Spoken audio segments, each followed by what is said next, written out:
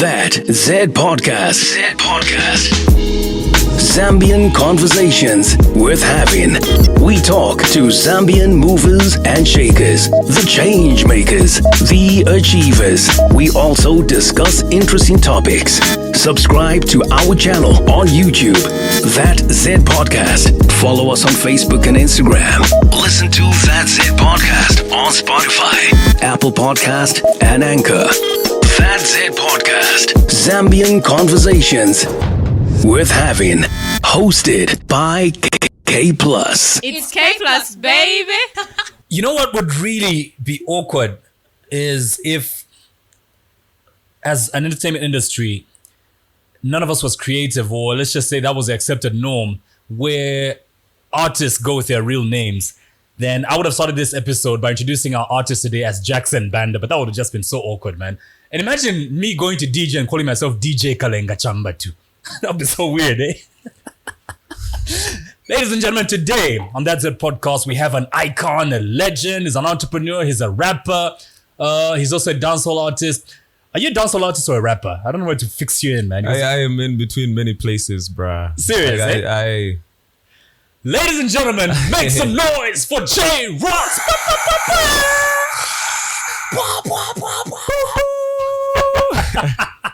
Loving the energy so far, man. His name is J Roxs, and like I said, entrepreneur, serial entrepreneur, because you're doing quite a number of things nowadays, isn't it?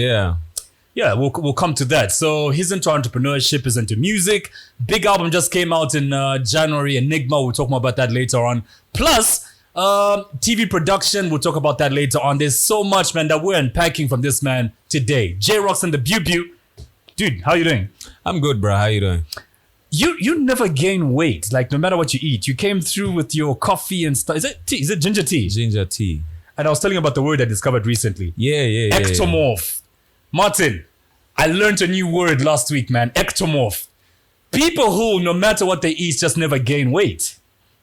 I am just, I'm not big on food. How so? I don't know, man. Like, if there was a way, right? Yeah. I think it would have been better for mankind to have like one meal in a week. Is that what you work with? Like you just have like one. You eat once in a week and then you move on and you do other things and then you come back again next week and you have a meal, Is that because you're Life too would have busy? been easier because I think we spend a lot of time, like Eating. just focused. Yeah, like imagine how many times you think about eating and sitting down and having a meal in a week. Like you'll probably be doing something else, Are you So telling me? I'm not a food person, like, Yeah. but I'm trying. My wife has, made a plan for me to. She's always calling me and reminding me. She's like, "Hey, so where you at? What have you done? Have you eaten?" I'm like, "Okay. Let me just pick up something." I'm assuming if you're not home, you probably even have like one meal or no meal in that day. No, it's better now. It's Okay. better. I do try and have all my meals. When I'm home, it's almost impossible not to have a meal. I bet she puts in. For those that are in my position, you understand what I'm talking about. Dude, It's like, I'm a married guy. I know exactly what you're talking about. You need to have your meal. But the problem is when I'm not home. Yeah. And I have I have a different way. My brain is a very different one. Yeah. Every time I just get into a creative space and I need to get something done, the focus is on that thing. So anything else just feels like it's a distraction, But it's good to have a person that will remind you. And I know your wife is from Kitwe. Yeah. So you must have Enigma like at least 2-3 times in that day. It's a Kitwe thing. No, like, we were having like once. Mm-hmm. I didn't even know, like, Kitwe people have like, Dude, Shima like that. Kitwe is that place where if you had visitors at your home, majority of visitors, like 90% of visitors in Kitwe, if they come to your home and you give them rice, a nice meal, rice, chicken, whatever, they will not count that. They're not trying to mess with it. It's just like, this is a buy. It's not like the main thing. Like, it's not the main thing. Exactly. Like, as we're waiting for the main thing. Especially the generation before us. My uncle, like my mom's young brother, if he visits and you give him rice, that's total disrespect, man. You have disrespected the man if you give him rice. Crazy. Or in Shima, there's no meat, chicken, something with blood in that meal. You've disrespected the man. That's mad. He's that type, man. You're on social media quite a bit, man. There's something I wanted to just bring out in this episode. Something I saw a few days ago that quite pissed me off, and I thought was really stupid. You saw the video of the girl who, I think that was at East Park Mall. Or was it Mandeville? No, East Park. The one who pissed in the corridors. No, I'm on social media, but not social media deep. to check what other people are posting, bruh. Like, I have my account. Yeah. That's linked to my fan page. Yeah. The official Roxs page. Yeah. So I just use that page to go to my page and see what my fans are, trying to tell me. Like, I communicate with my fans there, but I'm not there to check what's going on all these other platforms, Let me so break. I'm not invested like that. Let me break down to you something stupid that happened last week on social media. So there's a video of a girl who urinated in one of the corridors at East Park Mall. Now, what I found quite stupid about that is the person who took the video actually sounded mature. So I'm thinking to myself, why doesn't this person just talk to this young girl about her wrongdoing? And she's holding a bottle of an alcoholic beverage. Yeah. Quite right, she's drunk. But the thought that came to my mind is, with all this mental health awareness that we're trying to bring out as a world right now, the whole world, you don't know why a person went to drink in the first place. Yeah. I think we're in a very terrible place, man. I really don't want to get into this whole thing. Yeah. Like, where we're at, society and mankind and all of that. I like to think we're... this is the worst, period of time to be alive and to be on Earth, because there's a lot of, you see how technology, like what phones have done to us.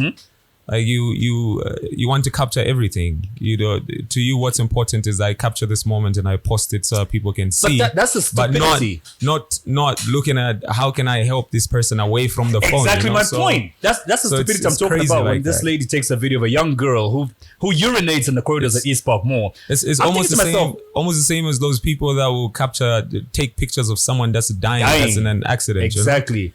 But it just doesn't make sense. I'm tying this into, where there are people killing themselves nowadays over small issues. Now, you don't know why this girl was drinking in the first place. You don't know what problem she was trying to, get over. You don't know if she's drinking to get over a problem or something. And then you make it worse by posting on social media. This girl could have committed suicide because of the backlash that she got on social media. You know what I mean? So I think we really need to be more careful how we use our social media, man.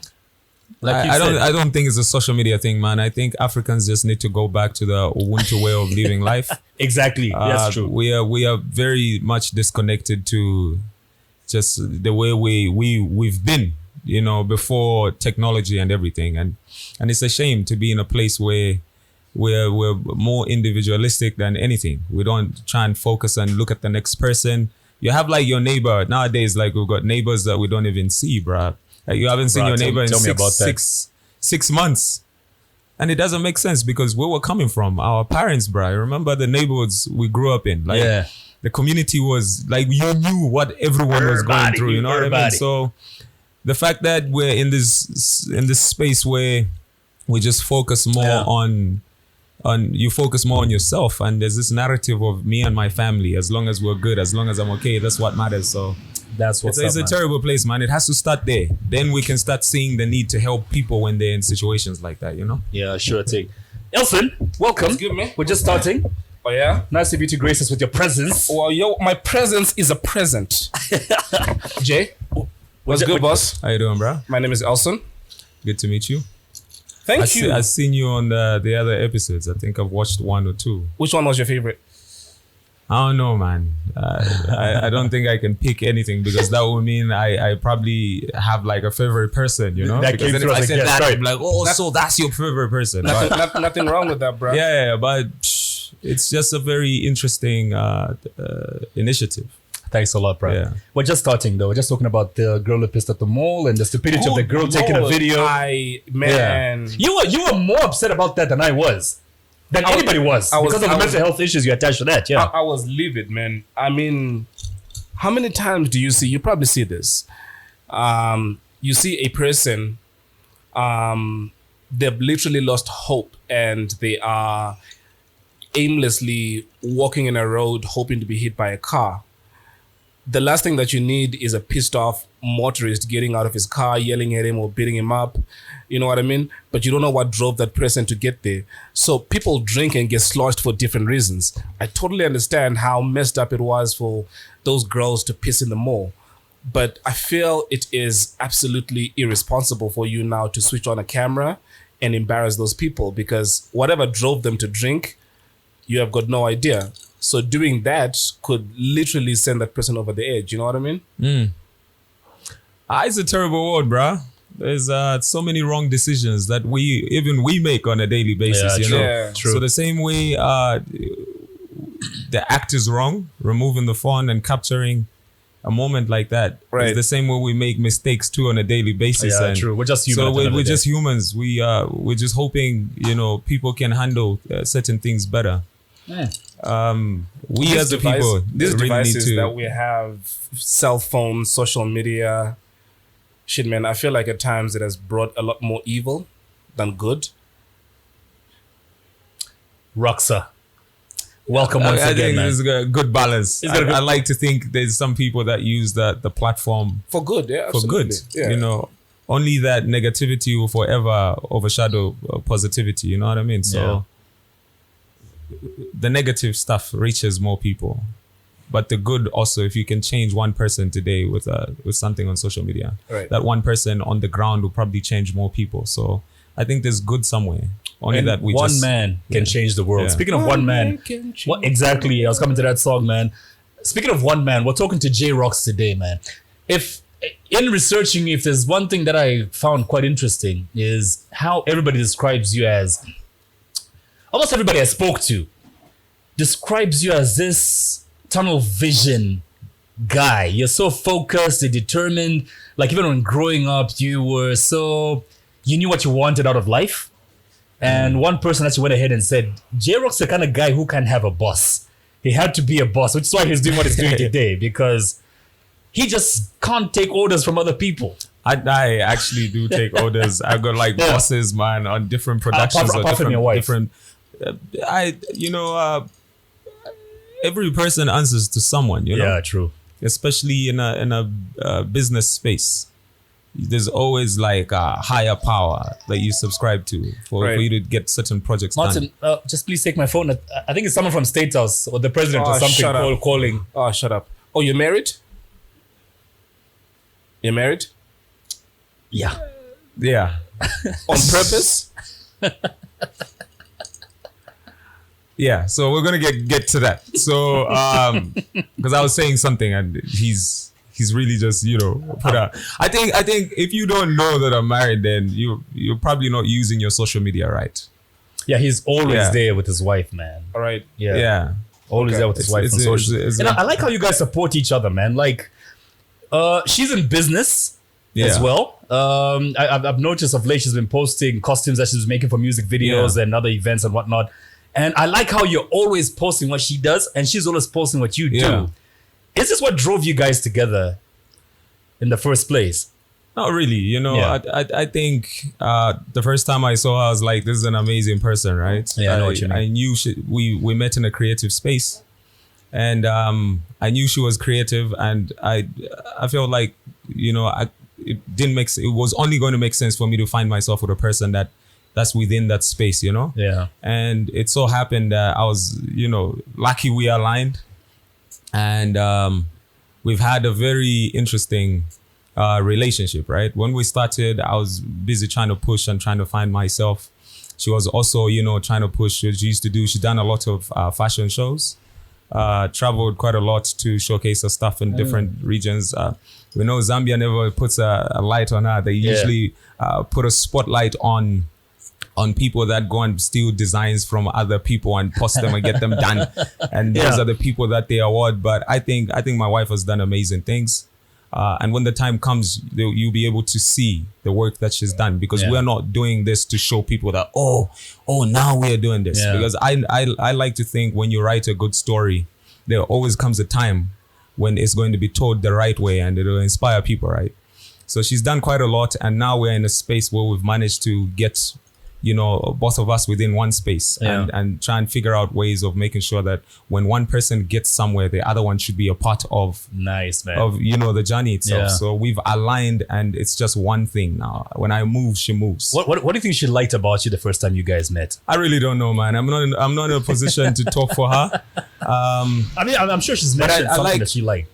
I don't know, man. I'm a very different, weird person. So I wouldn't, tall, light, and handsome. Just not really. Just my mind is very different. I am not the usual type of person, Yeah, true. How long have you been married now? Sorry? How long have you been married? Ish, brah. I don't do very well with years and everything, but I've been married for some time and most men. Old kids. If I'd asked this to your wife, she would tell you exactly. You know what I mean? She knows. But she'll give you an anniversary of the day you met and the time, dude. and probably what you're wearing too. We've been together for a long time, man. Long time. Yeah. Let's take it back to your beginnings, man. Before you even met any of us, any of Esther, your wife, and all that, man. Like, in starting out in hip hop, I read your story and I could sort of relate to how you had struggles, or did you have struggles like, convincing your mother? I know you grew up with your mom. Yeah. But did she accept who you wanted to be from day one? Like, you wanted to be a rapper. Did she accept that? Or she had bigger, ideas for you, a bigger vision for you? I think I had a very amazing mother that wanted me to be something. You know what I mean? She already had a plan. She worked very, very hard to provide for me and my younger siblings. Yeah. And she knew that I was a special child, right? Like, she knew that there's something special about me, but I also had like my moments, right? As a young person, you can't really say you're focused and you know what you want to become, and this is like, you have a direction. Just like, I used to change, and I feel like this. I feel like doing this. I feel like doing this. Next week you want to be a lawyer? Not really. Not even in that space. I always like computers, right? So I wanted to do like something in line with computers. That was before my passion for music was at the center of my life. So when I started doing music, what age was that? It was a conversation around. I don't really like talking about when I started, like the age itself, because there's always this cliche stories that artists usually have. No, I started when I was 4. I started when I was 2. Before I could even talk. But I grew up in the church, and as a young boy, I was in a group in the church, and we started doing hip hop there. Yeah, gospel hip hop. Yeah. And then from there, I decided to start doing battle raps. And all that time, like, my mother didn't know I was in church. She knew, but then she just thought maybe this is like, since we go to church, like we used to go to church a lot. So she just thought maybe, this is like a way of you trying to find something to do in the church, right? Yeah. Then when I started doing battle raps, and I went to do my computer system engineering, I did my computer networking.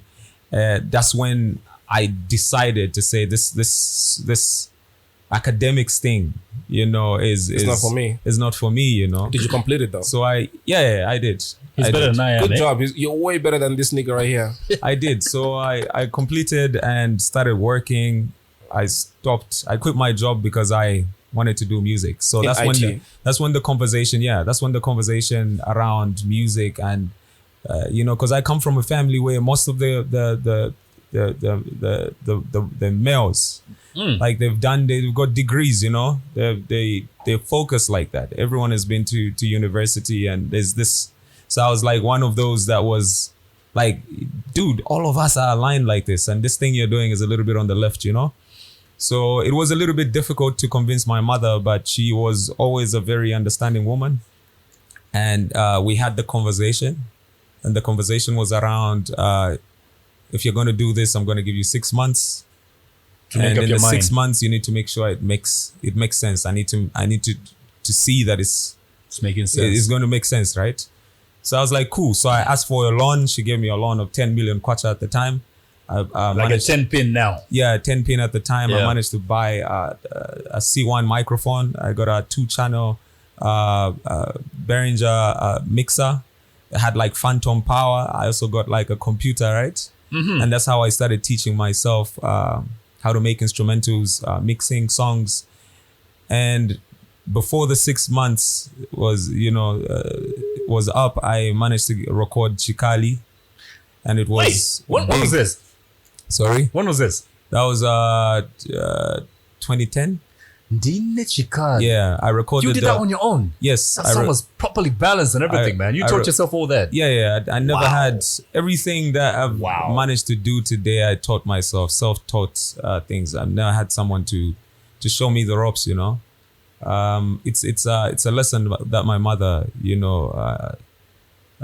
made sure, I had. She told me you need to be self-dependent, because depending on people always put you in a place where you'll be disappointed, because people always look out for themselves and they have like a certain way they operate. So you can't operate on someone's time. I know you did 10 mixtapes before. Yes, I did. Dude, I did. 10 mixtapes. I did quite a number of mixtapes before. A lot of people would have given up like 3-4 mixtapes. It wasn't 10 actually. It was less than 10, but I did quite a number of mixtapes. Word in the streets is that Jeros actually did 10 mixtapes. Yeah. Wow. How many would you say you did? I'm not sure, but the ones that I can remember were 5. I think I did 5 mixtapes. And Chikali was a part of, I think it was the last mixtape I did, was on the last mixtape I did. Yeah. And it took off. So based off what you've just said, you've got a job in IT, you quit your job and you follow your passion in music. Yeah. What was your plan though in that? Was it that I would want to earn a living doing what I love? I was young, right? But I've always known that when I decide to do something, right? Yeah. And I get into a space and I give it everything, I've always known that I'll become extremely good at it. So when I started doing music, I looked at the possibilities. Because we also remember that the way the music industry is like now and the way it was before is very different, right? So for me, the bigger thing wasn't to try and survive off this stuff. The bigger thing was, how can I shift and bring the difference in this space? Because at the time, Zambian hip hop wasn't the way Zambian hip hop is like today, right? Yeah, 2010. It was very different. It was almost impossible for English rap to be on radio. We had Hip Hop to Rock Your Block that was playing Zambian hip hop. You know what I mean? You couldn't play on any show. So for me, the bigger thing was, how do I need to find a way of getting this music on all these other shows and radio stations. How do we change the narrative for Zambian hip hop, And then after that, when we managed to shift the mindsets, then it became a situation of, I love doing this thing. So how do I now figure out a way of surviving and earning a living out of this stuff, So in that period, how were you earning a living? Were you still living off your mom? No. And how long did it take before you actually started getting some money in? So listen, when I dropped Chikali and it became big, right? The original was big. I had a remix.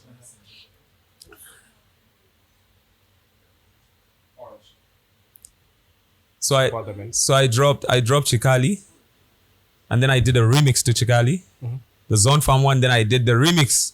So it had 2 remixes, and then the second remix is the one that had Slap D, Peterson, and General Ozzy. Right, when that song blew up, I think it just took those months, almost a year from the time I quit my job.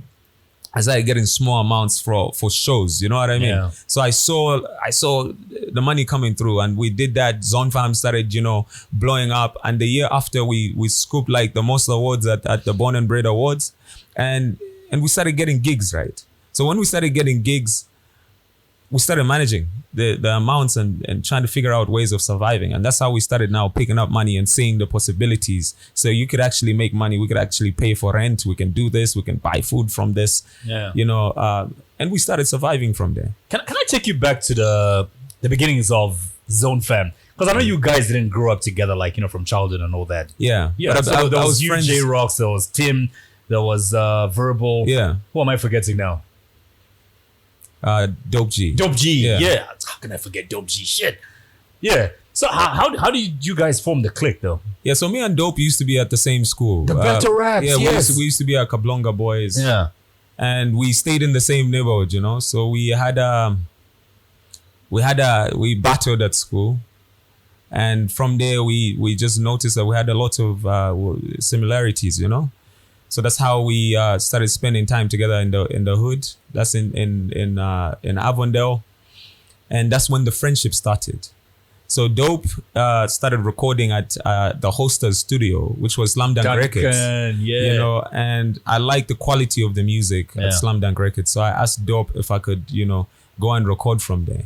And that's how I went there, and that's where Zone Farm started. So it was me, it was Duncan, Alkanai, Dope, and then there was me, right? Then Young Verbo came through, and then Thugger came through afterwards. So Young Verbo and Thugger find you guys already doing yeah, they found us already in there, yeah.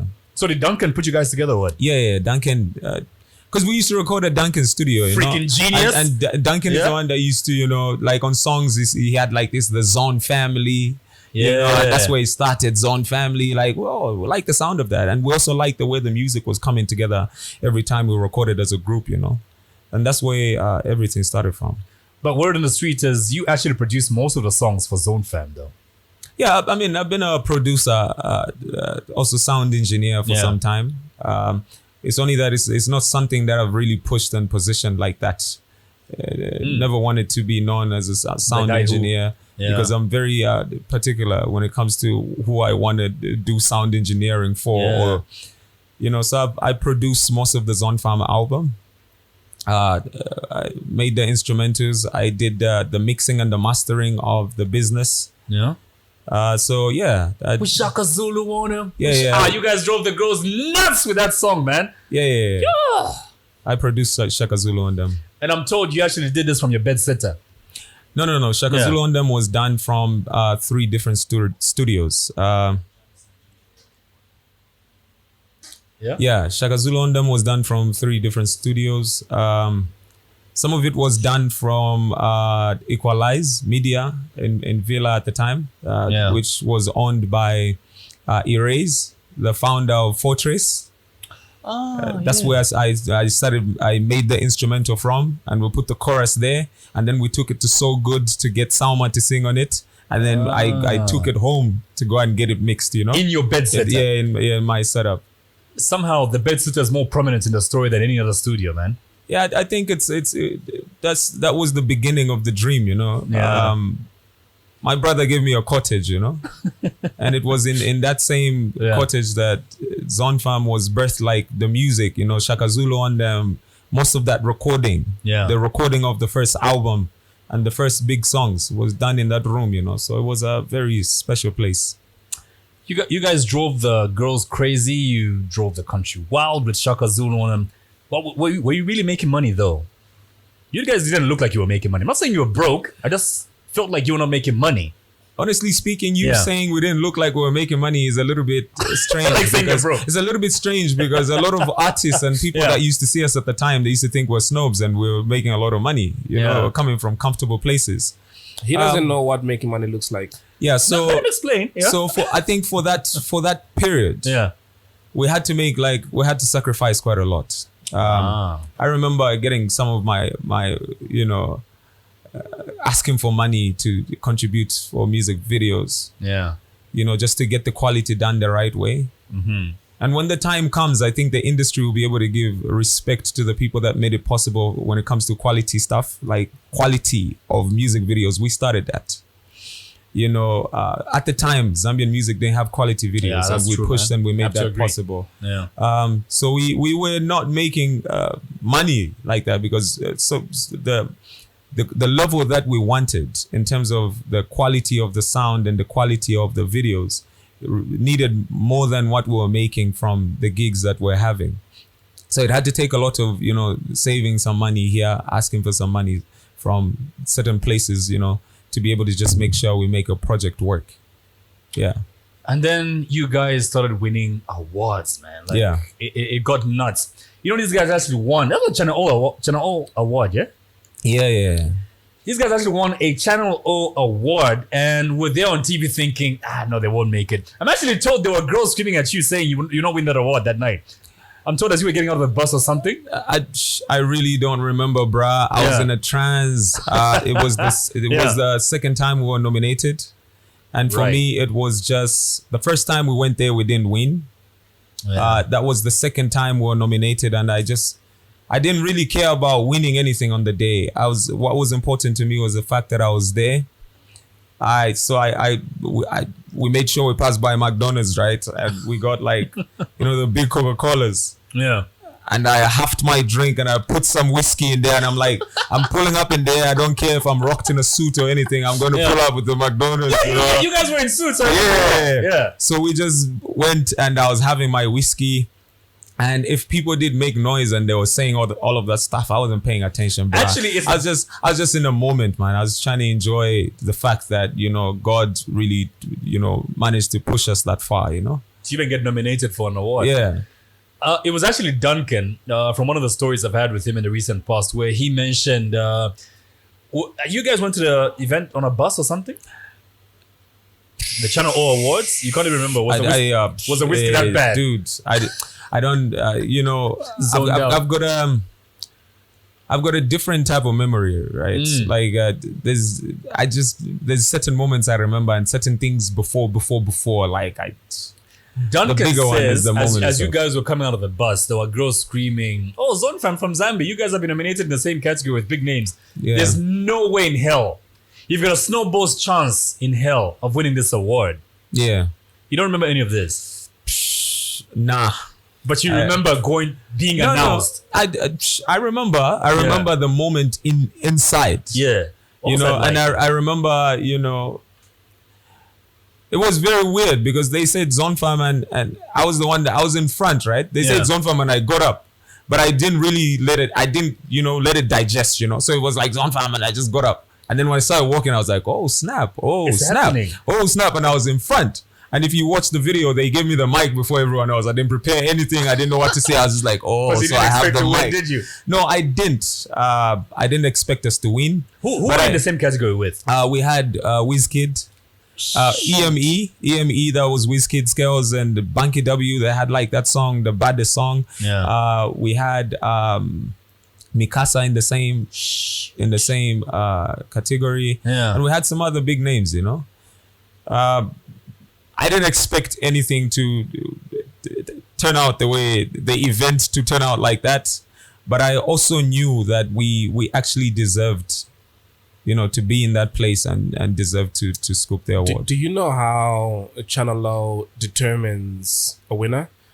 Because you know how every award, I don't want to say ceremony, every award body has got a different way. Some count votes. The billboards is all about stats of how long or the streams or whatever it is. Yeah. Do you know how the Channel O did it? Is it people that voted? Is it the impact of your music? I know that people were voting, right? Yeah. I know that people were voting. There was that option. I also know that we had the biggest song, one of the biggest songs in Africa at the time. Kontolola was huge. That's a song that you guys won an award with. Playing everywhere, yeah. It was playing everywhere. So it was a big song, and I think Zambians did pull up and they voted, bruh. So you have a big song, you've got that influence, and people knew who Zone Fam was, It's not like it's just random people that people didn't know, and then boom, they win awards. Like how we've seen this pattern before. I don't want to get into awards and this space, but I know where you're heading with this. It was, yeah. We did what we had to, and people pulled up, So you guys win awards, and then the breakup, man. What caused the breakup? What caused the death of Zone Fam? What really happened, man?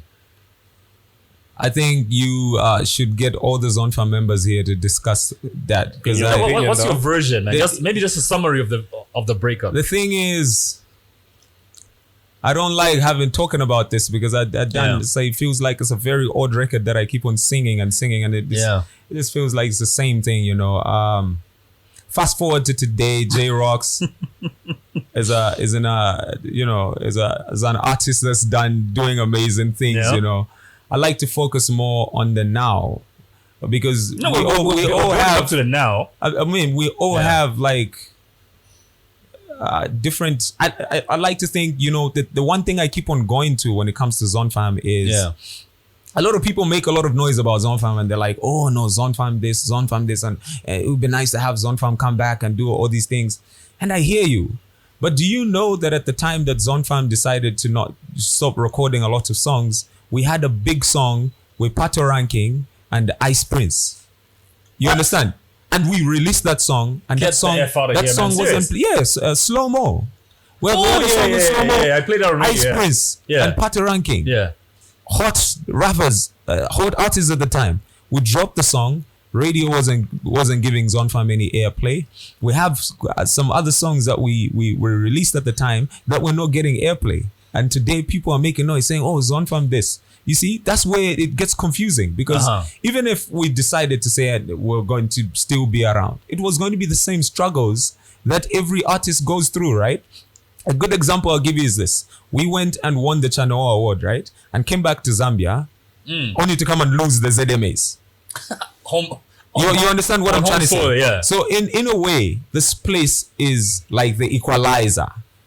There's people here that like to equalize things. When something is too good, they always want to equalize it with everything else that might not be as good as that thing, to make everyone feel like, oh, all of you guys are in the space and you're doing amazing things. So there's a way bigger conversation around, okay, let's try and picture a situation where Zonfam stayed, right? Mm-hmm. You think the people are going to give Zonfam the love that they gave Zonfam when Zonfam came onto the scene? How many artists have we seen that have put up with amazing projects? We receive them. 3 years down the road, where are these artists? It's not like they're not doing good music. It's just like there's just a shift. There's always that shift in the industry where people feel like, yeah, you're good, but hey, because I don't drink with you. You know, you don't holler at me the way the other guy hollers at me. And I'm also a DJ, but I'm managing the other person. So there's like a lot of politics. A lot of names have just, you see what I mean? Mind right now. So there's like a lot of politics, and it makes it very difficult.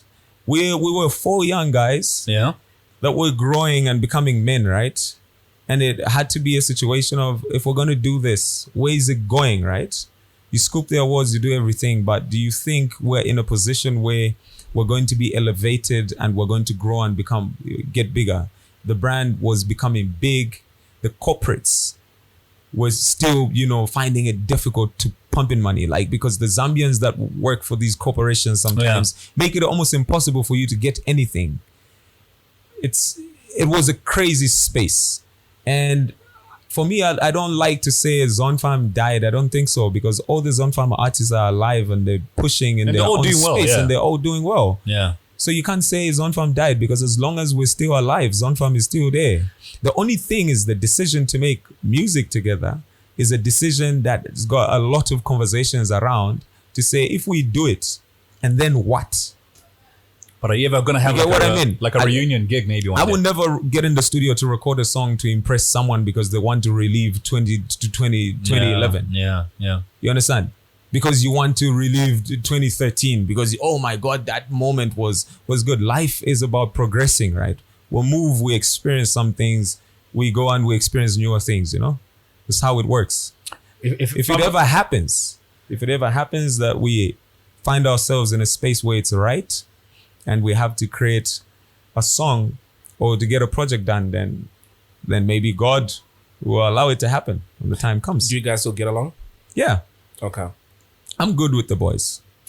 Who do you feel the most successful person who got out of Zonfam right now is? Sorry? Who do you feel? I think everyone is successful, and this is the reason why. Because I don't think success is money, right? Mm-hmm. Success is not because, who's this is talking about K plus every day. Oh, when you go to Bauleni, they're just saying K plus, K plus, K plus. You know, well, how do you justify success, right?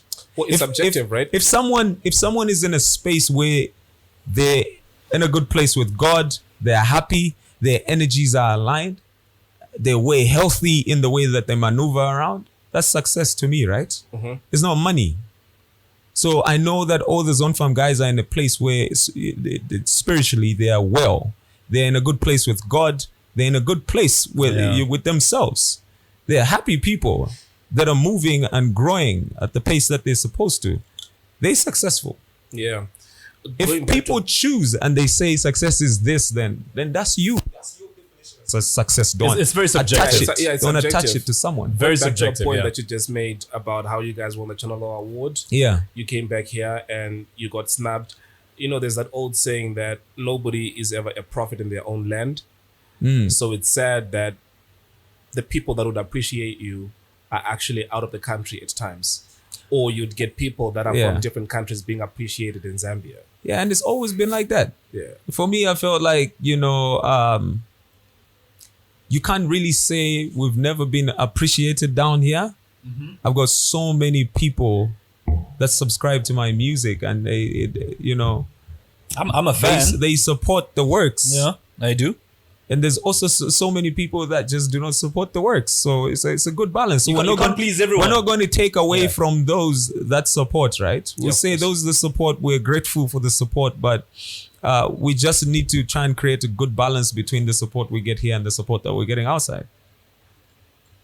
And the saying is very true, but there's also support down here that we need to acknowledge.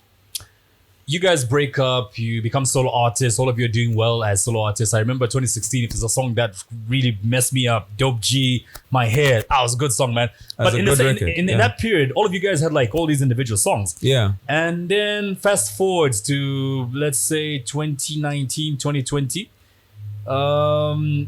Your name is getting bigger in East Africa than in Zambia. I remember calling you one night, late at night. I was quite surprised you responded. Yeah. I think I called him like at 1.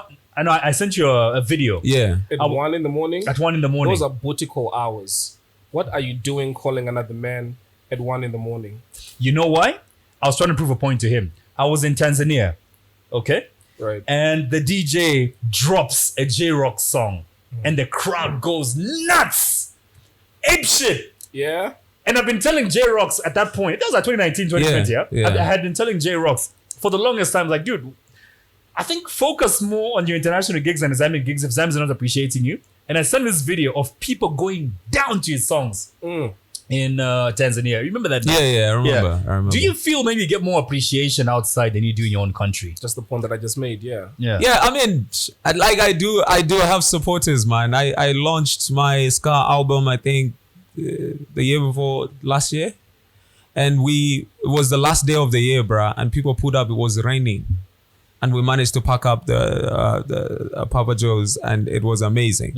So we do have people that support, only that the fan base outside is getting crazy by the day. You know what I mean? Like there's people down like out there that they're ready to move, bruh. You know what I mean? The energy is different. There's a way they view J-Roxs that's a little bit different with here.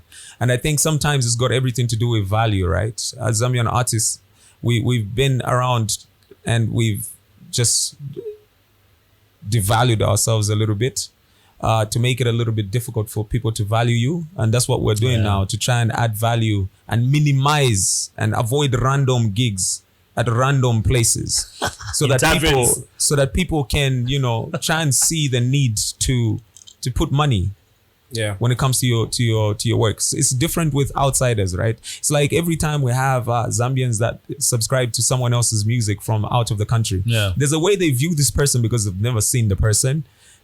They have this picture. So it's like they have this picture of what this artist, how big this artist is. But when you're in a place like this, they see you, bruh. So it's always like, okay, but we see you, but you don't look as big as it. So so the fan base outside is growing, and it's got. I don't like to say it's bigger, but I just like to say it's got a whole different energy. Let me break it down for you like a fraction. It's bigger. I've been to Tanzania before, and I've seen how big your name is in Tanzania. You're about to say something, bro. Yeah, I would suppose that feeling when you stand in front of a crowd, and you perform, and you have got thousands of people that are rocking to your tune and that are screaming your name, is a drug. You get that dopamine from that. Do you feel that might be accurate? Do you feel most artists get addicted to that rush? It's that feeling is like a moment between you could actually find yourself for a moment on the darker side, or you could be on the brighter side, right? How I used to look at it is this, right? When I started in the early days, when I used to feel like I was the best thing to ever happen to Zambian music, right? Yeah. And this is one of the reasons why there's been like a transition in my music and how I don't do a lot of hip hop. I don't do a lot of, I've just tried to create a good balance between the music I do. Is because you see, being a rapper itself comes with a lot of arrogance and a lot of all these things where you feel you can't be the best or the rapper that's on top if you don't feel like you're the best thing. You need to constantly tell yourself you are mad with it. No one can stand a chance. It's got everything to do with I am better than everyone else, right? So what that does is it puts you in a place where you forget who makes it possible for you to do what you do, and that's God, right? So my feeling on stage used to be different, and I'm getting somewhere with this because I need you to follow. So when I used to get on stage before I transitioned and before I found myself in this spiritual spaces, I'll get on stage and feel like I'm the one. And the whole structure of the stage itself is a little bit uncomfortable because you're on top and everyone else is looking up to you, right? And they're subscribing to everything you're doing. And in that moment, it's like they're worshiping you. In that moment, you're in the space where it's like, and you could feel it, you get into the space where you feel it, like it's like they're worshiping me and you're like a god at that particular moment, you know? And it just takes 1 second for you to feel like you are the one. I'm the shit. And you can never be the one because it's God is the one that's supposed to be the one, right? So I used to struggle after getting into this trance where I used to feel like this, and sometimes you sing and people close their eyes and they're vibing with you, and I'm thinking to myself, I'm supposed to be, this is what people that do ministry, I should be dropping a Bible verse here, because I have the people here and I need to align them with God, right? So fast forward to now, the way I feel on stage is, yes, you're spiritual. It's spiritual when you get there, you get lost in the moment. You get in this space. But it's important to let people know that it's because of God. It's because of God that you're doing what you're doing, right? So yes, it's a drug. It's a crazy one, but you need to. It's like this animal that you constantly need to tame, right? You need to tame it, or you get lost. So before you transitioned, and with what you just explained, how would you ground yourself? How would you stay grounded so you don't lose yourself, especially with what you have just mentioned that you would experience? Yeah, I think grounding myself is something that's a daily process. Yeah. I've never been the type to be excited about something for the longest time, right? Just from the time I was young, I'm not the type that will make noise like, oh, I got a new toy. Then tomorrow, oh, I have this new toy, and then it's a new toy the whole lot of the year, I get excited, I move on. I had a conversation with my mom before she passed, and she was talking to me about, she kind of had a dream and she shared my life story. And I've seen most of the things that she told me come to life, right? And she told me that one of the biggest things is that the moment you feel like you're the one that's doing this thing, then you start to lose it and you let pride be the center of your existence, then you're gone, So every day I wake up and I just feel like I haven't done anything, And that puts me in a place where I just feel like a normal person. And feeling like a normal person puts you in a place where you're just the realest thing ever, because then you don't have anything. There's no Roxs when you wake up in the morning. You don't have to feel like you're special. There's nothing special about you, You constantly have to say that. But when you get in your creative space, you have to ignite and switch on the genius and make sure you create something that's different. But on a daily basis, surround yourself with people that will look at you as a person and not the artist. Because if they look at you as an artist, they'll take you to a place where you'll be lost, So I have a set of people that view me as a human. I like to keep people that just see me as a person before the artist, because then we have real conversations about, the things that real people go through. True story, man. I don't never ever want to be surrounded by minions that will agree to everything you say. Yes, that I man. say. Yes, boss. Yeah. And then I'm trying to imagine that the love you feel maybe more from East Africa than the local love here is what prompted that post. I'm leaving Zambia. Is it what prompted them leaving Zambia post? You see, people need to understand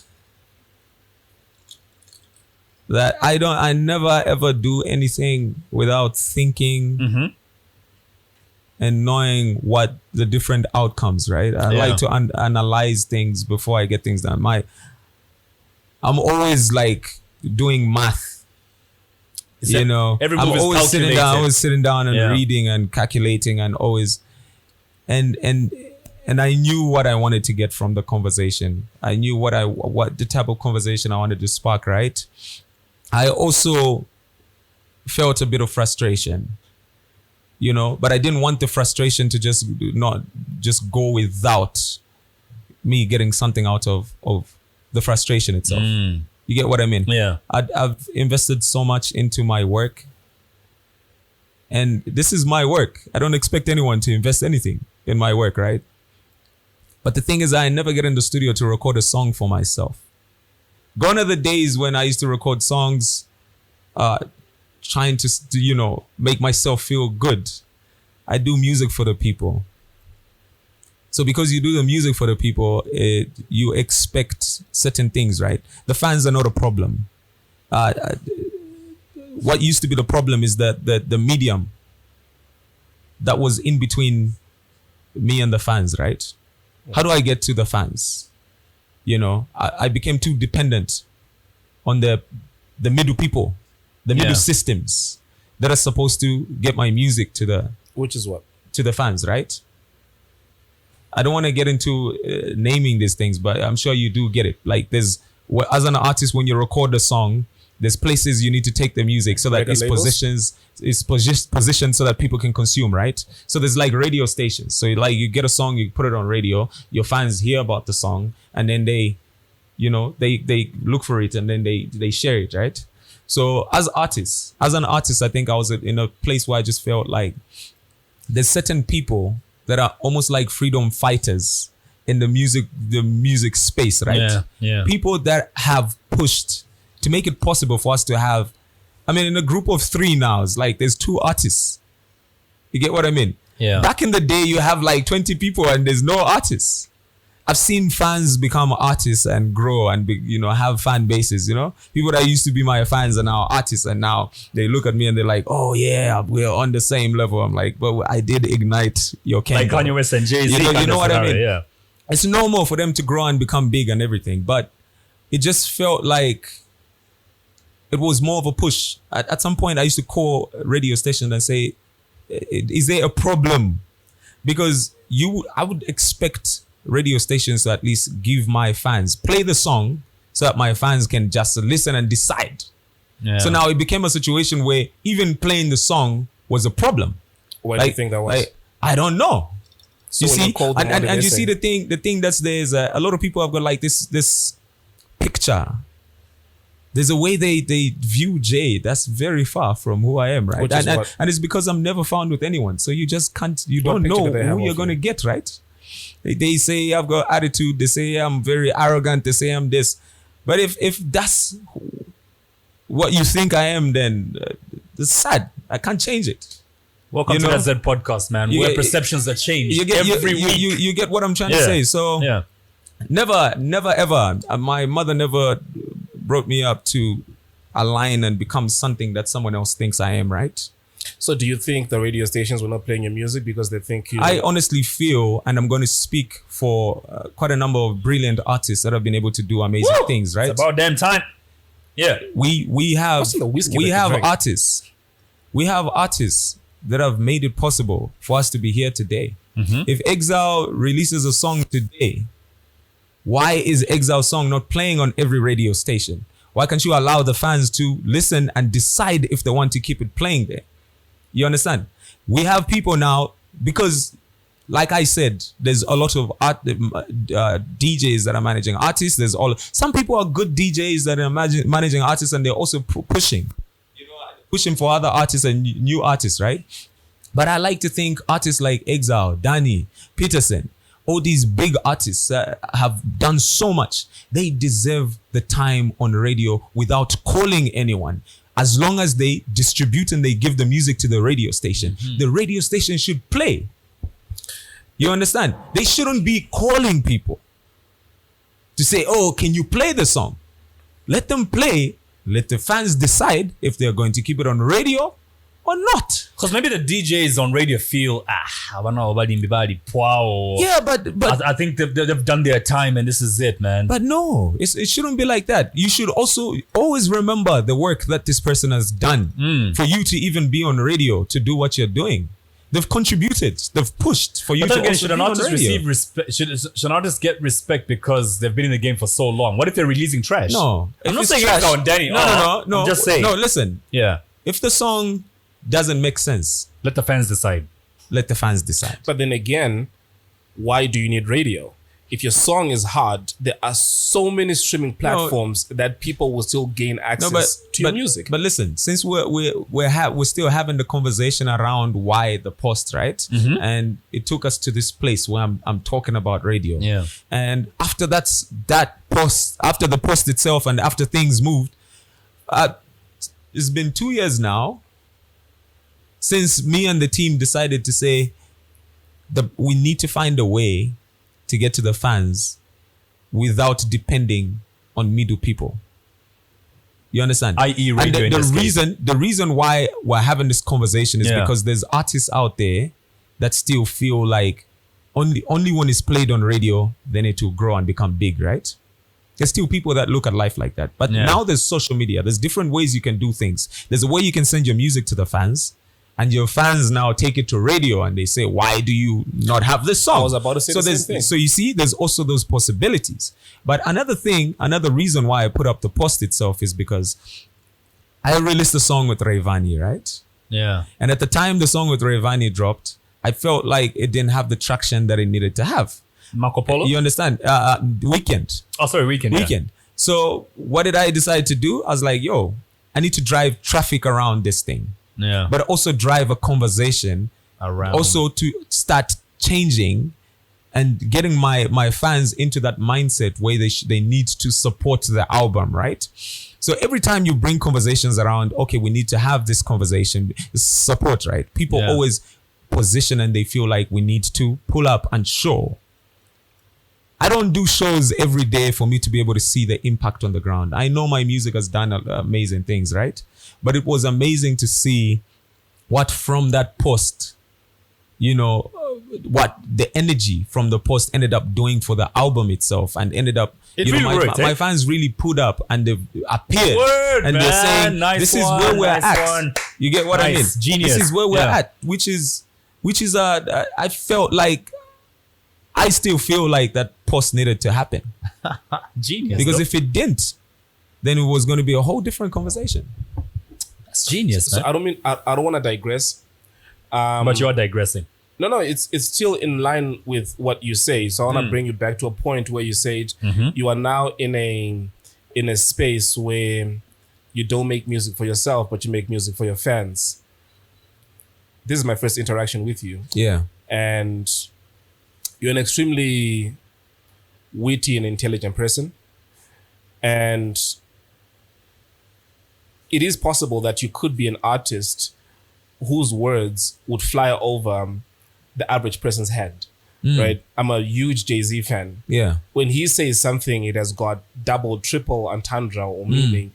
But he has a line in his song, and I was listening to that song when I was riding in the car with Kalenga, where he was saying, I had to dumb down what I say, so you connect with your audience. Yeah. Have you had to do that where you know? So I could give you a little bit of a breakdown of my albums, right? And my albums and where I'm at, right? When I released Outside Mbesasani, right? I was young. I was trying to see if I have a fan base. So that album's like, let's just drop it and see. Then I started with Outside the Roxs 1, which was like, I was going through like this very dark space when I recorded the album. I lost my mother. I was, in a place where I needed to become a man, and I needed to make decisions for the family. And, so I got that album done, and it felt like it was therapy. I needed to just get everything I was feeling out, right? It became like a very successful album, won awards and all of that stuff. Yeah. Then after that, I released Lusaka. Lusaka was my last rap album where I just felt like I need to get these raps out. Like I don't really care if people understand or not. Get it out of but the I'm system. just going to just get it out of the way, because you have to reach a point where it's either you keep on doing music for the same demographic or expand. So now what do you have to do? It means you need to let go of certain things and understand, how do I communicate with the other people that are in different regions, right? So I had to start get the raps done, all of that complicated stuff done. I did Outside the Roxs 2, which will go down if I'm still alive and I continue doing what I'm doing, and because I'll continue growing and I'll become way bigger with every day that passes, right? If there's an album that will become gold and people will go back to it and say, this is going to be Outside the Roxs 2, right? That album is just knowledge. The whole lot of it was just like, let me trap something so that maybe one day when my kids grow, they'll be able to pick up and say, Daddy did something. The new album is, how can I communicate this complicated thing the simplest way possible in a way that anyone can understand? So make sure the concept is intelligent, but just communicate it in a way that anyone can consume. So it's almost the same. Like, it's not really, it's like not dumbing it down entirely, but it's like you still stick to the bigger vision and the idea around, but can we communicate in a way that anyone from the masses, middle class, upper class, like every type of individual can be able to understand what we're trying to do. So when did you feel you then gained traction? When you would rap in the way that you said earlier, where it was very smart, very or now when you had to sort of like tone it down a little? I think even now is very intelligent. Yeah. But just, a bit more commercial. Yes, a bit more commercial, and also for what I want to do next, like I just need to find a very good balance. So the traction is a bit bigger now because we've got a bigger fan base, right? Yeah. Got a bigger fan base. I've got fans of mine that used to follow that side, and they're like, when is that guy coming back? And I'm like, I need to find a good balance. I need to find a good balance, you know? So it's way bigger now. The impact is bigger now. But also, I also understand that as long as the impact is going to keep growing, it means if I have fans and they're ready to listen to me, I can be able to go back into certain pockets and still be able to deliver, and people still digest, right? Yeah. How do you, when you're creating a song, how do you tap into your creative space? I know, because others smoke weed, others meditate, others go to islands. Yeah, that's why I'm asking. Do you get blazed? You get high? Nah. No. I don't. I used to, when I was young, I used to write a lot of, I used to write. Yeah. I haven't written a song, put like pen to paper in like over 5 years now. I just record, I get in the studio, knowing sometimes that I want to talk about this because it's affecting me, right? Mm-hmm. Or someone out there is experiencing this and I feel like we need to discuss this. So I feel like I need to say something, right? Sometimes I wake up in the night and I have like the full picture, right? Like the whole lot of the ideas, the song. It just comes to you. Like the song, like I can hear the whole song. And it will mean I have to leave the house early because I moved the studio from the house to the office now. You're not very understanding wife. I was about to say, you must be very trustworthy. Yeah. So I used to have the studio. There's an album I recorded from the house. Outside the Roxs 2, the whole lot of it I recorded from the house because I just wanted to be there with my, with the Family, kids there. I wanted the kids to be a part of the experience, Yeah. But now the studio is at the office, so it means I hear something in the night, I have to 2 leave. 2 a.m. You leave the house. No, not 2. But like my phone, the voice, where you record the voice, the voice notes and everything. That's where it's at, bruh. Like that's where I put like everything, like sounds. If I'm producing the song, like I get the whole song I'm producing, so I'm going to record everything like from bass to this to the melody. Then when I get to the studio, I just get in that space. But there's also days when I go to the studio and everything's just come through, right? It's at a point now where it feels like the music and me are just one thing. And I just record, bruh. When I have the instrumental, I just switch on, just listen to it and I record. Pen So to paper, it just comes as freestyle or what? No, it just comes to me. If you put it like as freestyle, it makes it sound like it's just all over the place. Yeah. It's nicely put together, but in your head, not on paper. no, like I don't practice and have it like, oh, this is the verse, right? I get in the studio in the moment. Yeah. Like I've got like 4-8 lines and I'm like, Jay-Z type let of me shit, get man. it done. Say the same And thing. that's all these albums. Enigma was recorded like that. Every song just from up there to the mic. Would you So call how him a do you- genius though? That's genius. Yeah, he's level, getting right? there. Yeah. He's So getting there. wait, so here's what I wanted to find out. So with what you have just said, where you get into the studio when you have got something that comes to you, Yeah. where you feel like you've got something to say, how then do you handle it where you get Slap D that says, can you feature on my song?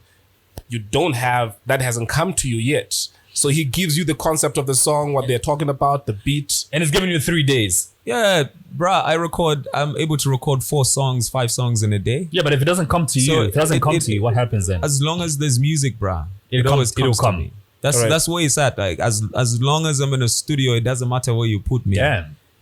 I will be able to deliver what I have Have to. you had somebody come to you say, I'd like for you to feature on my song, but then you listen to it and the song was trash? Yeah.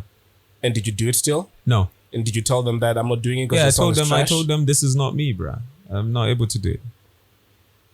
Interesting. Do people pay you for a feature? No. I do it for free? never charge for features, and that's the reason why you also won't hear a lot of J-Rock songs featuring people. He's rich. Doesn't Because I'm very rich. no. I don't know what rich is to you guys, because the rich is like It's if you say the rich subjective. is Yeah, very different. no, It comes if you down want- to the but I'm supporting just of playing with you, success. man. Just it's playing with just you. I record when I feel like it's aligned with how I feel Ah. spiritually. Like where am I at? How do I feel? Your message and where you're coming from, and you as a person, where are we at? Are we aligning? If it's right, it's right. If it's not, there's no chance. We've spoken about the music, man. Can we move to TV now? Yeah. And I Before like. we do that, actually, Oh, okay. I wanted to find out. One more? So, yeah, just one more. Okay. When it came to the music, you've been married for quite a bit. With the fame and the power also comes attention from females, from everybody, Yeah. really. We're weak, man. We're dudes. I think it all comes down to we're dudes, but where are you at? What's the positioning? So where were you at? How are the segments like in your head, right? What's Segments. what's important? Where are you at as a person? Like your existence. How do you live your life? Why do you think you're here? What's your purpose, right? What's important to you? All of that will will bring us to conversations around, I subscribe more to ginger because I've got a segment for ginger in my mind, right? Yeah. So what's in your mind as a man, right? Mm-hmm. What's important to you? Is it women? You want to be chasing women on a daily basis? Is that not what's chasing important? though, Or if they do come to you, They chase you. because listen, a person is a person. Yeah. They'll come to you and they'll say all these things, but it comes down to your principles as a person, right? Where are you at? And are you able to draw the line and let it be known to say this is where it's at? Still haven't answered my question though. Yeah, that's what I'm telling you. To say you draw the line. So you did draw the line. You draw the line and you say, this is where I'm at. A lot of people, women that will come to you, they know there's a wife. So when they come to you, say, well, you know there's a wife. So what's going on? Yeah. So you have to be very clear and straightforward with the way you maneuver around these things. Because when you're not clear, then you open possibilities, right? But if you are clear, then people know. So it makes it even uncomfortable for them to pull up. Much better man than I am. If he was in your position, Jay. But anyway, let's talk about TV now. One day I'm at Mutale Mwanza's house, yeah? Yeah. This is like... name dropping. She's my nigga. Which part of the house were you in? The living room and the kitchen and the dining room and the bedroom. Yeah, Whoa. I go straight to our bedroom when I'm at a house. Nothing happens, Elson. Get your head out of the gutter. It lives there. It lives there. One day I'm at Mutale Mwanza's house and her phone rings and I could see on the table, it says J Roxs. And she answers the phone and there's a long conversation that you and Mutale Mwanza had. And she cuts the line and says, guy, I have to go, but boss balemfoya. This is like, I think 2 years ago. And I was like, what do you mean your boss? And she says, J Roxs is my boss. Like, Mutale, you have a boss? And she says, yeah, J Roxs is my boss. And then look at this lady standing right in front of my camera here. Anyway, I'll continue the story. So she says, J Roxs is my boss. I'm like, what do you mean? And she says, J Roxs has just started a show and I'm one of the presenters on what's going to be one of Zambia's biggest talk shows, Tuvwange. I know a lot of people don't know that you're the person behind this, but how did this even start?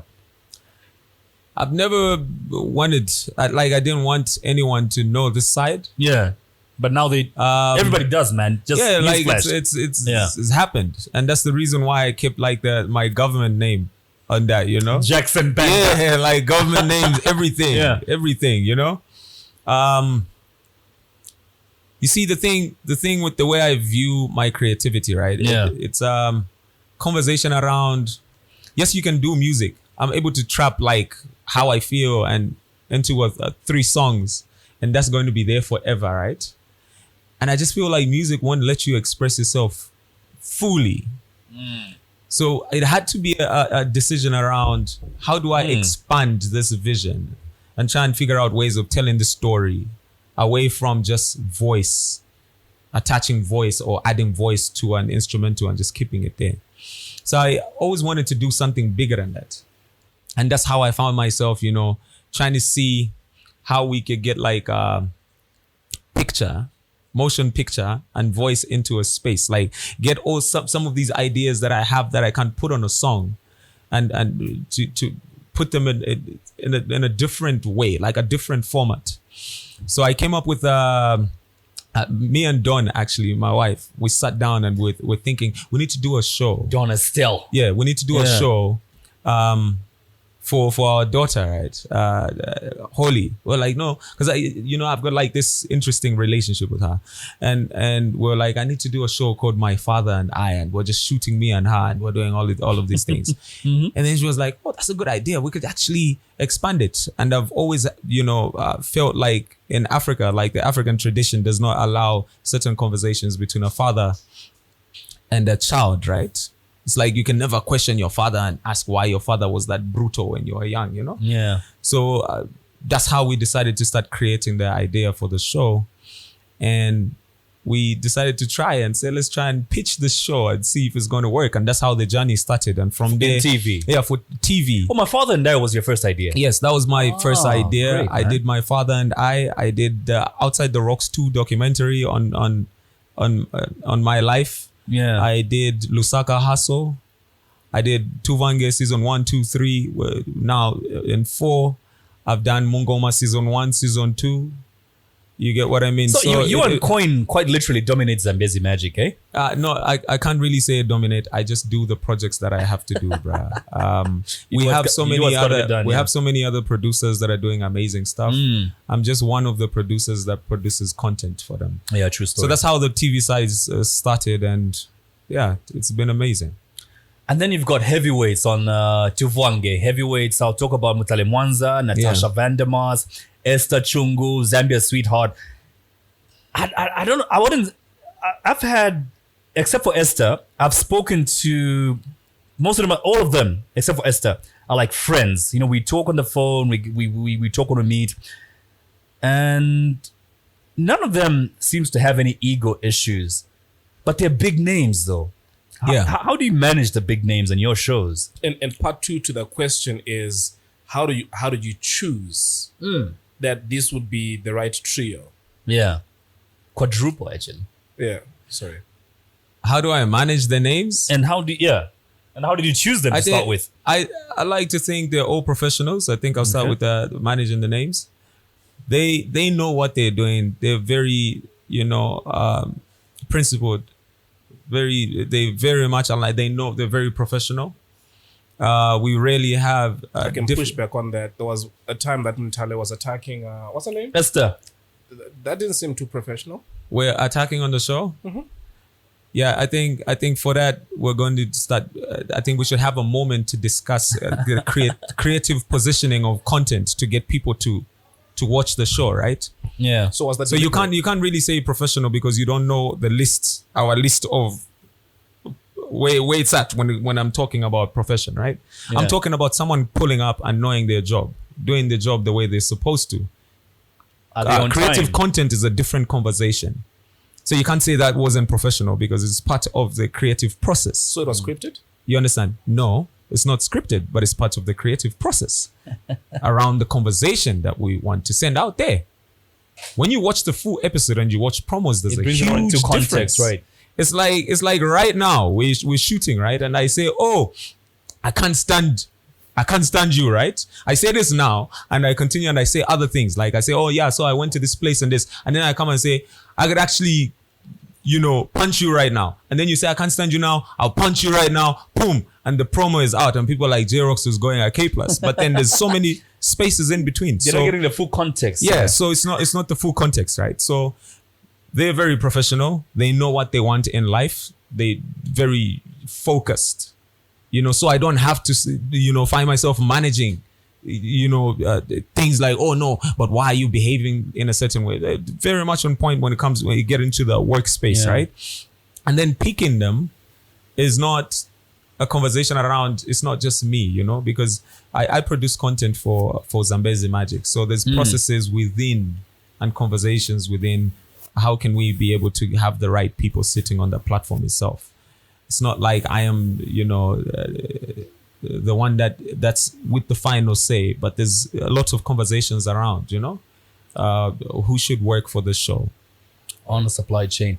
You want to talk more about TV before I get into his album? No, I'm good. All right, sure. Dude, can we talk about the album though? Yeah. Eesh, one of the few albums making noise in the first quarter of this year, 2022.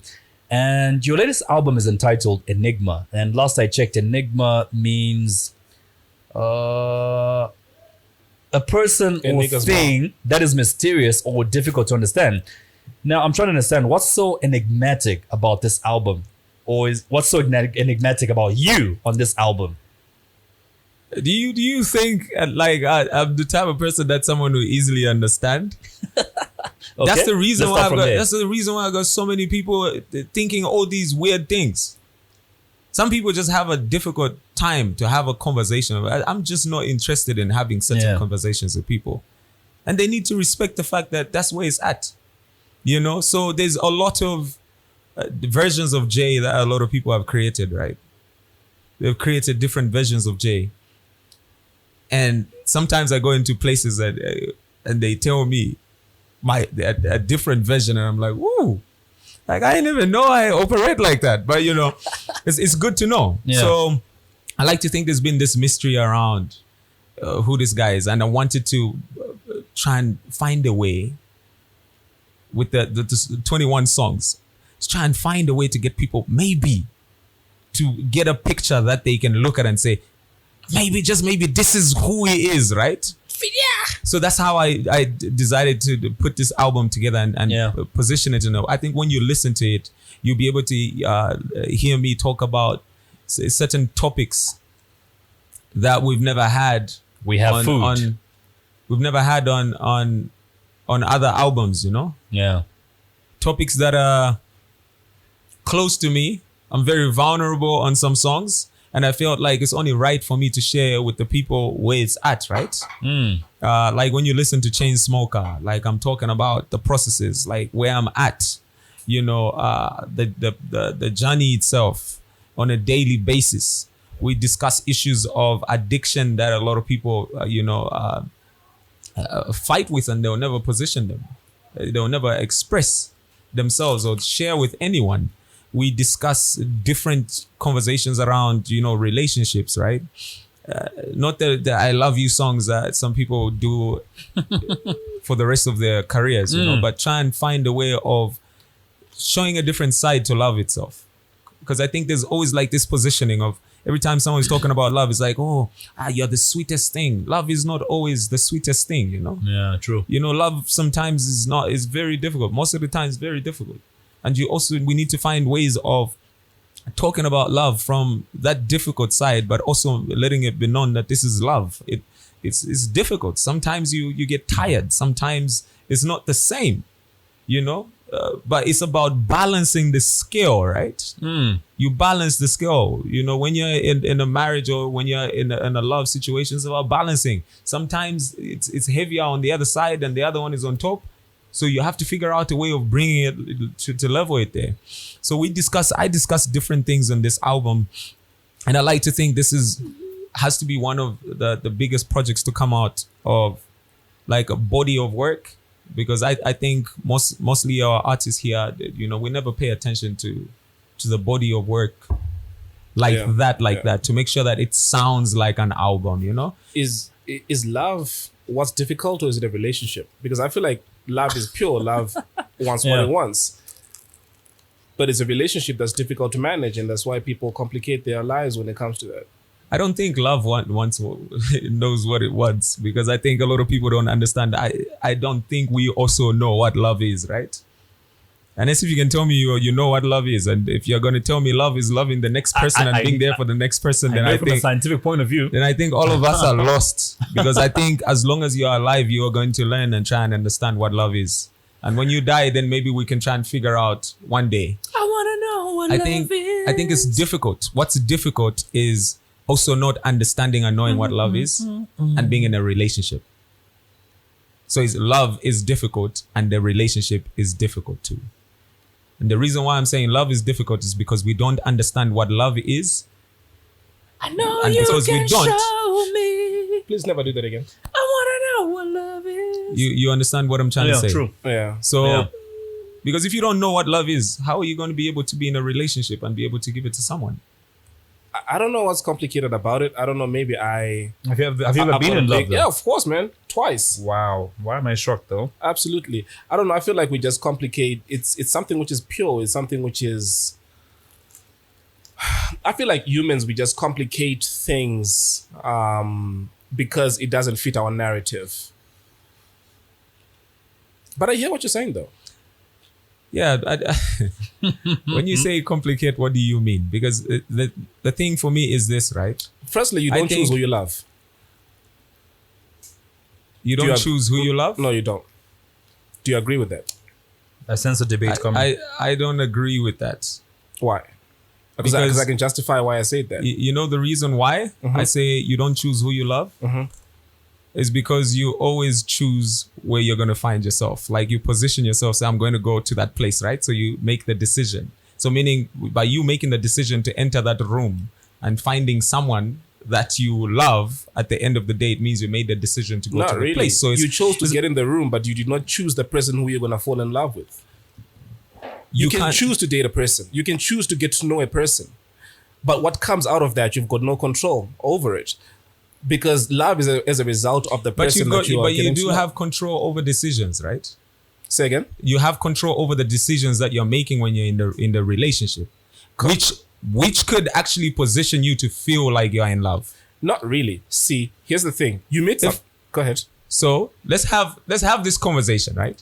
So since you're saying you've got no control over, you understand?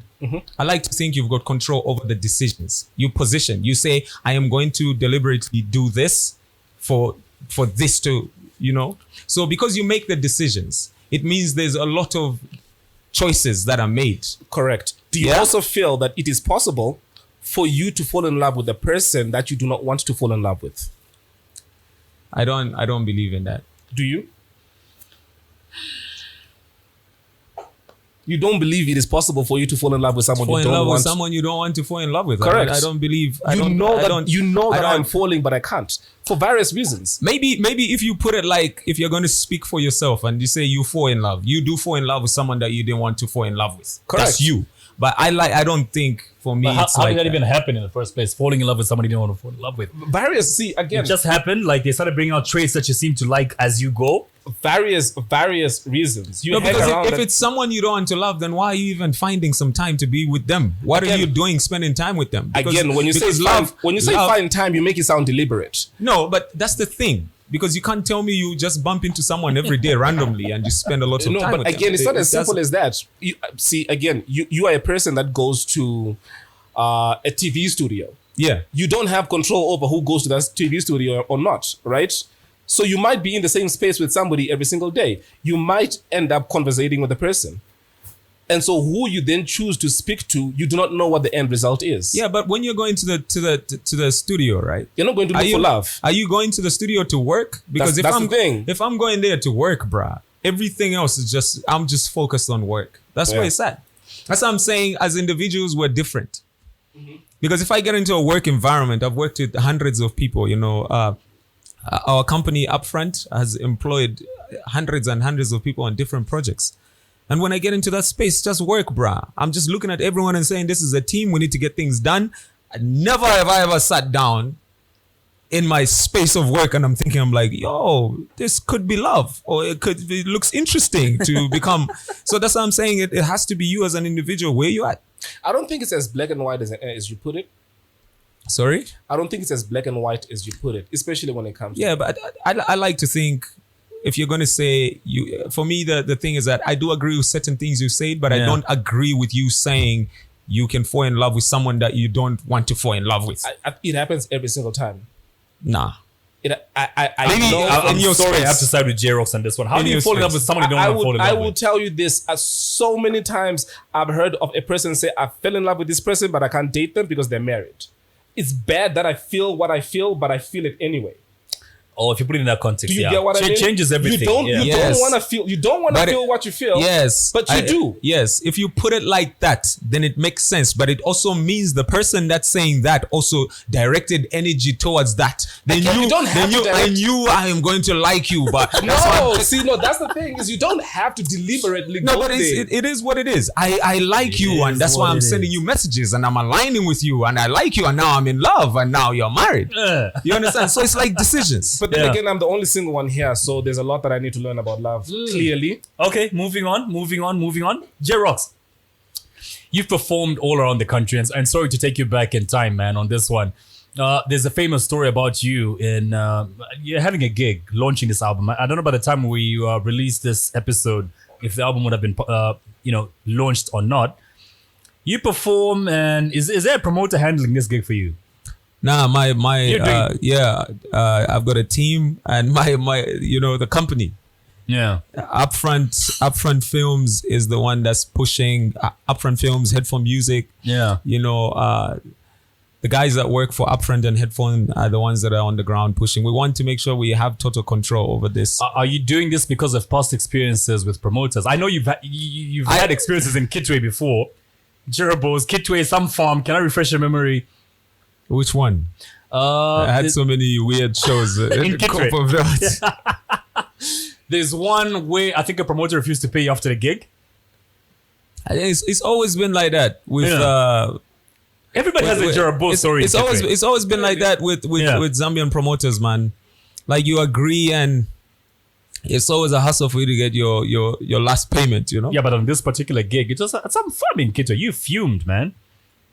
And that story went viral in Kitwe before social. I think it was even before social media was the viral thing was even a thing. I'll tell you what will go viral. Is this waffles and chicken? Oh, riders, man. This looks like a weird combination. London. You should try this, bro. London. You've nailed this one. Anyway, you were talking about the issue with the promoter. Yeah, so promoters forever be promoters, man. I don't understand how they've been. Some promoters have done a lot of gigs, but the way they treat artists is still the same way they used to treat artists back in the day.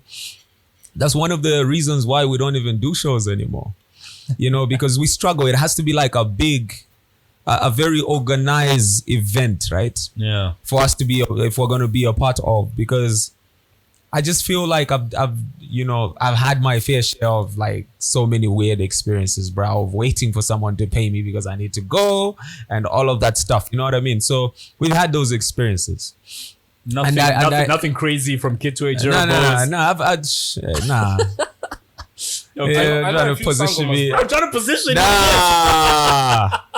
Because there's one in particular that a story that really went round in Kitwe. I was in Kitwe then, and like J-Rox actually stood against the Jerabos, and you actually won the argument, and there was no violence and whatever. Like J-Rox actually stood his ground. I'm like, wow.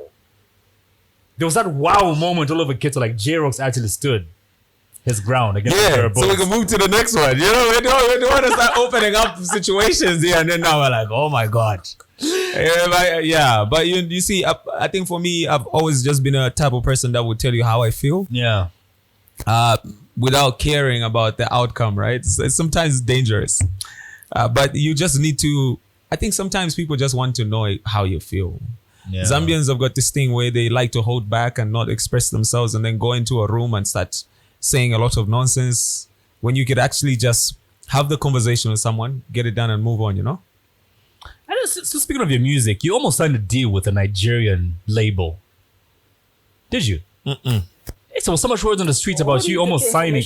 Dude, close people to him. There was a story about you almost signing a deal with a Nigerian label. That didn't happen though. No, I've had like a couple of deals, but not Nigeria. Nigeria, no? Yeah, that I almost, you know, I looked at the agreement and I was like, I'm not going to be a part of this. After I've signed a record label deal before. Yeah. That was very uncomfortable. And that's part of the reason why I just decided to start pushing my own stuff, because it sounds nice on the outside. Paper, yeah. But in the inside it's crazy. It's rotten. That's why they say the devil is in the detail. Crazy. And then you read a lot. I remember we once discussed a book, Phil Knight. Yeah, I've slowed Phil down. Knight's The Story of Nike. Yeah. Yeah. I remember we discussed that at some point. I haven't found time for books during this period because of certain concepts that I'm creating. Okay.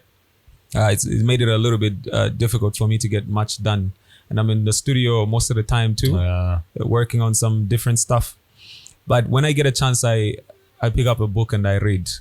I remember I brought that up to you because that was about the time you were launching your sneaker. Yeah, the sneaker line. Yeah, and I said, dude, what you're doing is amazing. You should read the story of Phil Knight and how he launched Nike back in the 70s and how it became a big brand. Yeah, so and I think I would encourage you to do the same thing. We had yes, I remember that conversation very well. I've read quite a number of books on different things, man. Can we encourage him to read my blog as well? So I blog.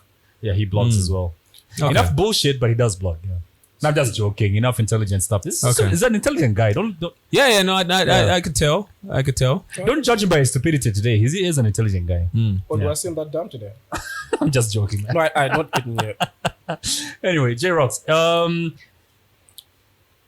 We're running out of time, I think. Yeah, just one more. Everybody I've spoken to about you talks about your competitive nature, man. Especially when it comes to video games. You game a lot, don't you? My son is the youngest one. He's taken over now, you know. I when I find time, bruh, I get in there, you know, just to zone out and just to be in a different space. Yeah. So I play some video games, you know, those that say competitive, and it is what it is. It is what it is. I think as men, man, I don't know if it's just me, but I just like to be the one at winning almost everything, you know, everything I do. So I try to, you know, one of the people close make it uncomfortable to that I spoke one of the close people that close to you that I spoke to talked about, dude, J-Rox with video games, you can't beat J-Rox, but if you do, you will not go home until he beats you. Hey, you sound like a mad guy, you know. You know what that reminded me of? Remember the Joe Pesci character in Casino. You've watched Casino? Yes, I've watched Casino. And what that reminded me of was if you beat, what was his name again in that movie? I can't remember, but if they said if you beat him with fists, he'll come back with a knife. Yeah, he'll come back. If you beat him with a knife, he'll come back with a gun. And if you beat him with a gun, he'll keep on coming back until one of you is dead. One of you is dead, yeah. I was like, oh, so J-Rox is that guy. That's what I live by, man. You are not invited to my games night in my house. I know. I'm not even doing any video games at the moment, man. I'm trying to get like a lot of other things done. You know. Another thing that we're also looking at now is to try and see. There's a bigger project that's in the background, just in the early stages. We're in the early stages of trying to envision what we can do. Yeah. But it's now positioning towards, the neighborhood I grew up in and trying to see what can be done. Sweet, man. How many kids have you got? I've got 5 kids. You've been busy, huh? Yes, and this is how Esther. how do I put this? Break it down like a fraction. No, there's no need to break it down, but that's where it's at. That's where How old is the first? The first one is 16, turning 17. You got a now. 16-year, you got a teenage child. Yeah. Wow. he is not your friend. So here's why I'm asking, because I've got a son, right? And there's obviously no blueprint to parenting. And I try to find how you create that balance with your children, that because you hustle a lot. You've been through stuff that has made you work for what you have now. How do you create that balance to instill the discipline in your kids where they don't think that life is as simple as, if I want the iPhone 13, I go to dad and then I get that phone. At the same time, also maintaining that you want your kids to have everything you did growing up. Yeah. How do you find the sweet spot? So it's you see, parenting is crazy, right? You do everything you have to do and align the kids for them to, they'll grow up and become men and they'll make their own decisions away from your decisions.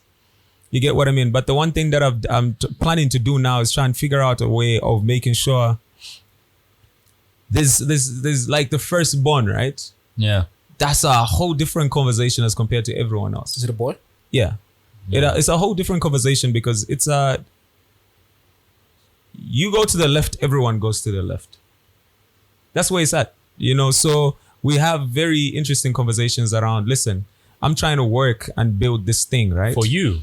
And I'm building this for you and for your children and your children's children, right?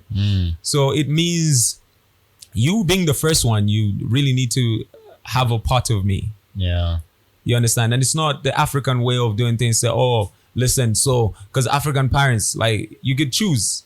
You can choose to be a typical African parent that says, hey, this is mine. I work hard for this. You're not going to get any of this. You go and make your own and you know what I mean? Or you can be the type of parent that will leave a part of you with your kids, right? Yeah. And say, listen, I would like to get you the new phone. And I hear you. I'd like to pay for your uni. Yeah. What do you want to do? I want to do accounts. I want to do this. I want to go to film school, right? And I'll say, okay, cool. So these are the options, right? If you want to do accounts, I hear you, but are you coming to work for the company, right? So the company, that's deep. The company will pay for you. Yeah. You sign a contract and you come back and pay me back. Yeah, the company will pay, but when you get done, you're coming to work for the company. That's deep. You get what I mean? So it's not really giving them anything, but it's not free. It's like, listen, you have to be responsible enough to understand and know that you're living your life for the family. If we're going to create generational wealth, it has to be aligned. We need to let them know to say, I can't go and pay for your education for you to go and start working for someone else, right?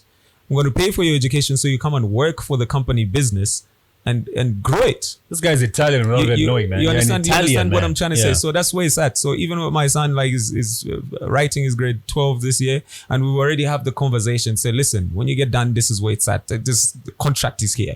If you want it, because he wants to do film school, which is even better, because then if he goes to do film school, then it means. Did you influence that though? I know he's coming to. Did you influence the film school, or it's just a dream?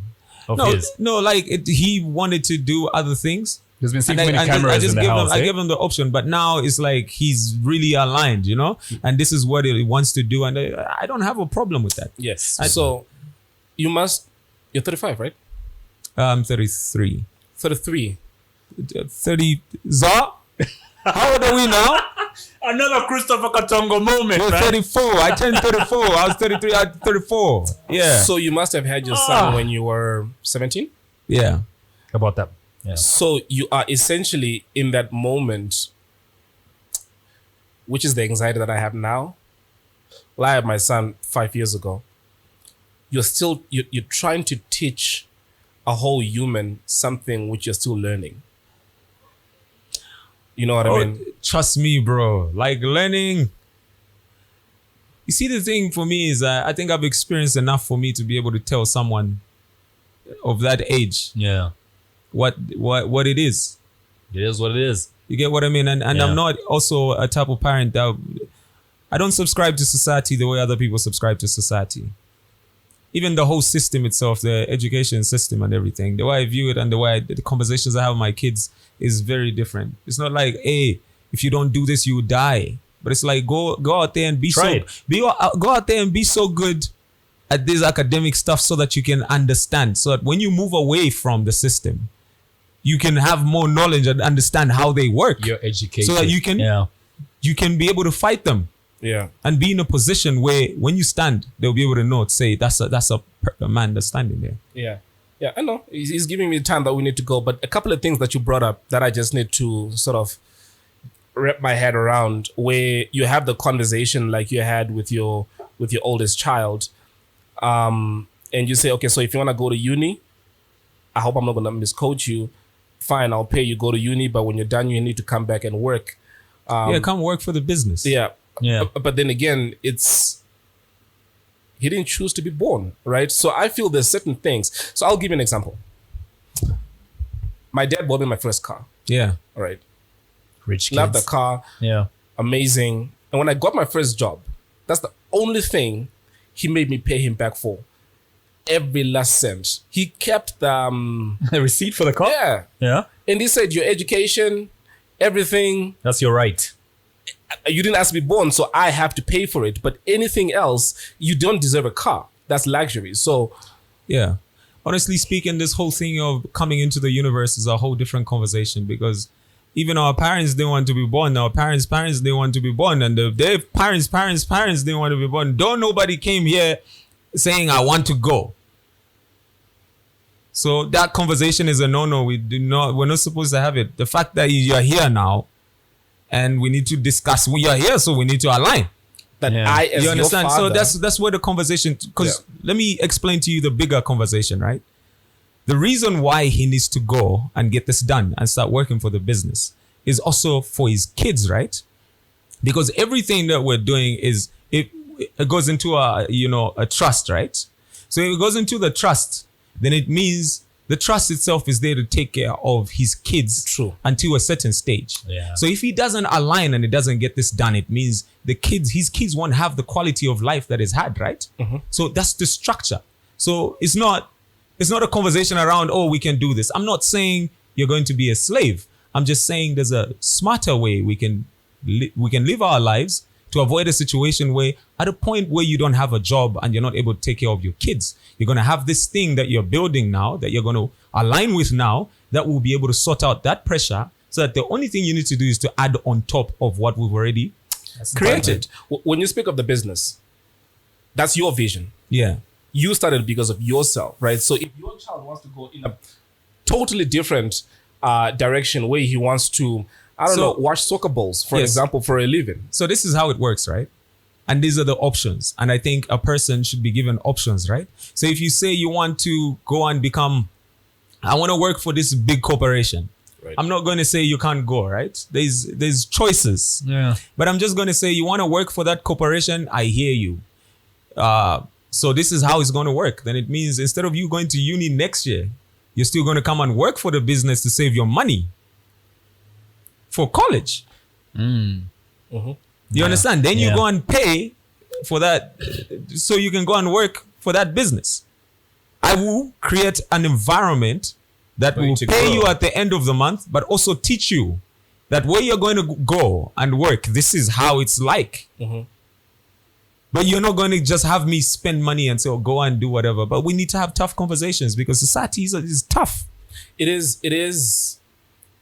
fortunate that you have got a business of your own. Not every single parent is in that position. You have a lot of people, a lot of parents who are also working for somebody. So in that moment, how then do you still solve the exact same question that I've just asked you if you're not a business owner or an entrepreneur? Now, look, these are conversations. This is a way bigger conversation, and I think we probably need more time. I don't know if you have time. Okay, so saying we don't have time. So he says no. But what I can say is, it'll be very wrong for someone to look at me and say, "But that's how life is like," because we've all find ourselves in different, we've gone through different experiences that have positioned us and put us in the places that we're at. Right? There's people that work and they have a 9-to-5 and they take care of their families and they've been able to. My mother, used to have a 9-to-5 and she worked and she took care of you. And she took care of me and she gave me the best of everything, I had a good life. I can't say I didn't have a good life, right? So certain moments, yes, you were like, okay, we didn't have this, but we ended up having at some point, Yeah. So if you are a parent today and you want your kids to have a way different experience, then you need to understand that you have to do whatever it takes to create an environment that will allow your kids to flourish. Awesome. Roxs, just a quick game before we let you loose, man. We're calling this game Would You Rather. I'm sure you've played this before, one of your chills or whatever. Nah. Come on, you've lived a boring life. I am so boring. You're so boring. Always working, no chill. I'll just ask you 5 quick questions, man, about Would You Rather. I'll give you 2 options, eh? No right or wrong answer. Question 1, would you rather go into the past and meet your ancestors? Or would you rather go into the future and meet your great-great-grandchildren? Great-great-grandchildren. You'd rather meet the future? I would rather meet the future, bro. I just say, this is what you turned out to be? You fools! Is this my bloodline? Would you rather have more money or more time? More time. Because when you have more time, you can have more money. Yeah, smart, man. Would you rather have a rewind button or a pause button on your life? Rewind, chief. Rewind. I go, bring it back. Because we're going to have a problem in 5 minutes. So let me just fix it to avoid. Yeah. Would you rather be able to talk with animals or speak all foreign languages? I would rather speak with animals. Speak with animals, innit? Wait. You just speak with animals? Yeah. You're tired of speaking to humans now. Yeah, humans ain't shit. Last one, Roxs, before I let you lose. Would you rather win the lottery? You got that? Would you rather win the lottery or live twice as long? That's twice as long. Twice as long. Twice as long. Because you can make way more money. Way more money than the lottery. Yeah, but also depends on the lottery price. What is it? Doesn't matter. Doesn't matter. You can still make more. You can still make more. Roxs, it's been real, man. Nice having you here. I can tell from Elson's face that you've been a good guest. I judge guests by his face. Oh, really? Yeah, true. You're like the barometer. Yeah. Yeah. It's been a good one. I'm happy from the middle moving forward. We sort of vibe because in the beginning, I kind of felt like there was this little tension between you and I. Was there? Or on my end, because you wouldn't answer any of my questions. No, because you see, you were. I was like getting to somewhere, and then you just jumped in. Yeah. And then now I had this feeling, and I know how I operate. Like I'm trying to get this done, this side, and then you come through. So now I don't know if I need to come here or I need to continue. So I was like, I'll find time. But yeah, he had a the energy was nice. moment. I like how you approach things, Right. Because you need someone that will provoke something. Yeah. To get a different side, Yeah. And I think Zambians, we like to do this safe thing. Like we respect. It's too much respect. You get what I mean? Too much respect. My man. My nigga. Roxs, thanks a lot for coming through. It's been real. That Zed Podcast. Remember, you can follow us on Instagram. That's Zed Podcast ZM, Twitter. That's Zed Podcast, Facebook. That's Zed Podcast. And catch us every Tuesday. We put up our videos on YouTube, 15 hours every Tuesday. Till the next episode. My name is K+, and you are... I keep forgetting your name, dude. Are we going to keep doing this? You know what my goddamn name is.